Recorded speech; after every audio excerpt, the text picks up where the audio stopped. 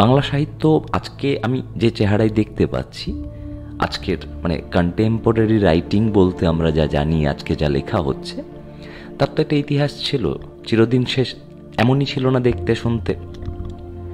তো এই সমস্ত কিছুর মাঝখানে অনেক ঝড় ওঠে, কথা হয়, গবেষণা হয়, পরীক্ষা নিরীক্ষা, এই সমস্ত কিছুর ফলাফল হচ্ছে আজকের চেহারাটা সাহিত্যের।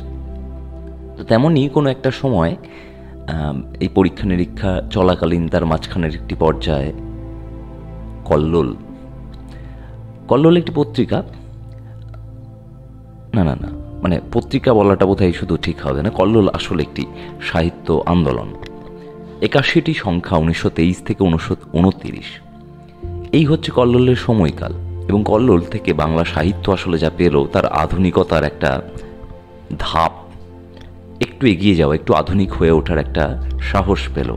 কল্লোল হচ্ছে সেই সাহসটির নাম যা বাংলা সাহিত্যের আধুনিকতার একটা উপাদান দিয়ে গেল। আজকের আমাদের যে আলোচনা, মানে ছন্নছাড়া কবিতাটা অচিন্ত্য কুমার সেনগুপ্তের লেখা, তিনিও এই কল্লোল সাহিত্য পত্রিকার সঙ্গে খুব দারুণভাবে জুড়েছিলেন। যে বলছিলাম অভিজ্ঞতা, বেড়ে ওঠা, তো এই বেড়ে ওঠা কিংবা বেড়ে উঠতে উঠতে যে অভিজ্ঞতাগুলি, কবিরও তেমনই। কবি যখন প্রথম লেখালেখি করেন তখন তার এক স্ট্রাগল ছিল। তিনি কবিতা পাঠান এবং সেই কবিতা কেউ গ্রহণ করে না, ফিরিয়ে দেয়, ছাপা হয় না কাগজে। কল্লোল যুগ এই অচিন্ত্য কুমার সেনগুপ্তের একটি স্মৃতিচারণমূলক একটি গ্রন্থ, যেখানে তিনি খুব মজার একটি ঘটনা লিখছেন। তার নিজের প্রথম জীবনের লেখালেখি নিয়ে, প্রথম লেখা পত্রিকায় ছাপার একটা ঘটনা উনি লিখছেন। কি লিখছেন? তখন সাউথ সাবারবান কলেজে, বর্তমানে আশুতোষে, আইএ পড়ি। তার কবিতা লিখি আর প্রবাসীতে পাঠাই। আর প্রতিক্ষেপেই প্যারীমোহন সেনগুপ্ত, তখনকার প্রবাসীর সহ সম্পাদক, নির্মমের মতো তা প্রত্যর্পণ করেন। একে ডাক খরচা, তাই গুরুগঞ্জনা, জীবনে প্রায় ধিক্কার এসে গেল। তখন কলেজের এক ছোকরা পরামর্শ দিলে, মেয়ের নাম দিয়ে পাঠান, নির্ঘাত মনে ধরে যাবে। তুই যেখানে পুরো পৃষ্ঠা লিখে পাশ করতে পারিস না, মেয়েরা সেখানে এক লাইন লিখেই ফার্স্ট ডিভিশন, দেখেছিস তো? ওই ঠিক করে দিলে নিহারিকা। আর এমন আশ্চর্য, একটি সদ্য ফেরত পাওয়া কবিতা নিহারিকা দেবী নামে প্রবাসীতে পাঠাতেই পত্রপাঠ মনোনীত হয়ে গেল। ঘটনা 1921। তো আমরা জানতে পারলাম যে অচিন্ত্য কুমার সেনগুপ্তের প্রথম লেখা নিহারিকা দেবী ছদ্মনামে প্রবাসীতে প্রকাশিত হয়। তো বলছিলাম যে বিভিন্ন অভিজ্ঞতা, বিভিন্ন ঘটনা, এবং সেই ঘটনা থেকে একটা পরিণতির দিকে এগিয়ে যাওয়া। তো সাহিত্যে এই ঘটনাগুলি ঘটেছে বিভিন্ন সময়, বিভিন্ন নামে, বিভিন্ন গঠন সংগঠন সে ঘটনাগুলি সাহিত্যে ঘটিয়েছে, এক্সপেরিমেন্টালি অবশ্যই। তো সাহিত্য আন্দোলন, যে কোনো আন্দোলন থেকে একটা পাওনা থাকে, এবং বাংলা সাহিত্যের আধুনিকতার একটা উপাদান কল্লোল বাংলা সাহিত্যকে দিয়েছে, বা সাহিত্য সেখান থেকে গ্রহণ করেছে। 1923 থেকে 29, মোট 81টি সংখ্যা বললাম। তো এই কল্লোল, এই সাহিত্যটা খুব গুরুত্বপূর্ণ হয়ে উঠল কি করে? মানে তার তো কিছু একটা কারণ থাকতে পারে। ধরা যাক এমন যে আমি যদি অচিন্ত্য কুমার সেনগুপ্তের জন্ম এবং তার জীবনাবসানের সময়টা দেখি, তাহলে দেখতে পাবো যে তার মাঝে গোটা বিশ্ব জুড়ে অর্থনৈতিক এবং সামাজিকভাবে প্রভাব বিস্তার করবার জন্য দুটি বিশ্বযুদ্ধ হয়ে গেছে। কল্লোল প্রথম বিশ্বযুদ্ধের ঠিক পরবর্তী একটা সময়, 1923। তো তাঁরা ঠিক করলেন যে তারা একদম যে স্পষ্ট যে অন্ধকার তার সময়ের, সে অন্ধকারটাকে তারা লিখবেন অবিকৃত, স্পষ্ট। অর্থাৎ তারা বাস্তবতার চর্চা করবেন তাদের সাহিত্যে, তাদের কথাবার্তায়।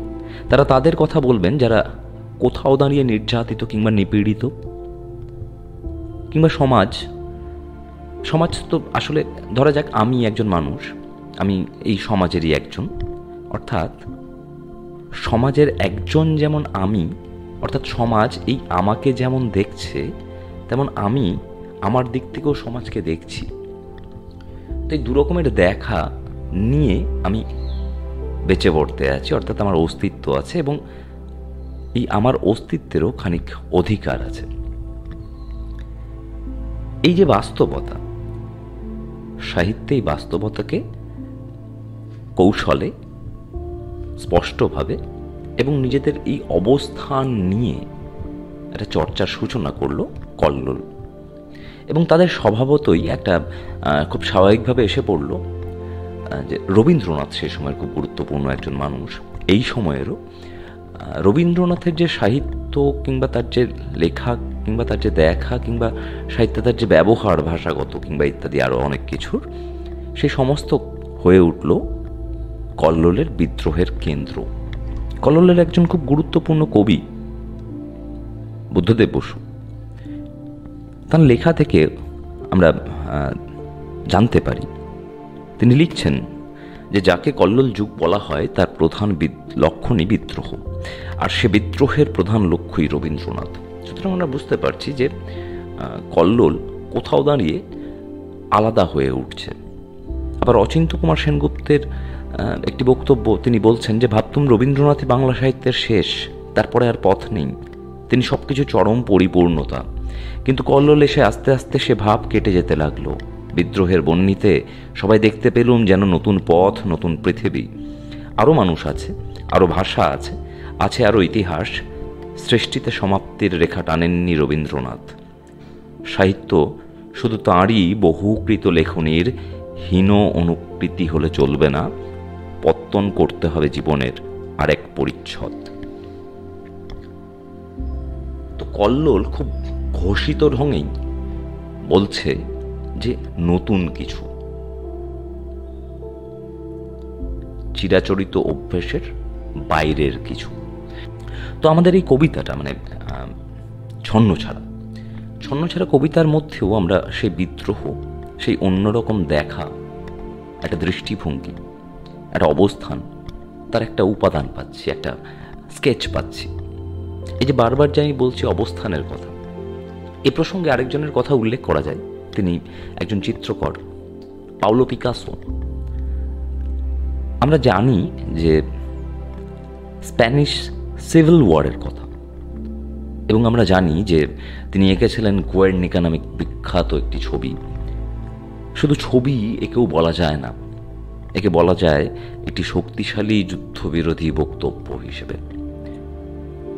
আমরা যদি খেয়াল করি, আমরা দেখতে পাবো যে পাওলো পিকাসো সম্পর্কে একটা স্টেটমেন্ট ছিল যে উনি হচ্ছেন সেই সময়ের একজন অ্যাপলিটিক্যাল, অরাজনৈতিক একজন মানুষ। অথচ এই স্প্যানিশ সিভিল ওয়ার তার জীবনে, তার শিল্পী মনের মধ্যে এতটা গভীর ক্ষত তৈরি করলো, এতটা তিনি প্রভাবিত হলেন এই ঘটনার ধিক্কার তিনি জানালেন তার শিল্পকর্মের মাধ্যমে। তিনি হয়ে উঠলেন ফ্যাসিজমের বিরুদ্ধে একটি জরুরি মুখ, মস্তিষ্ক।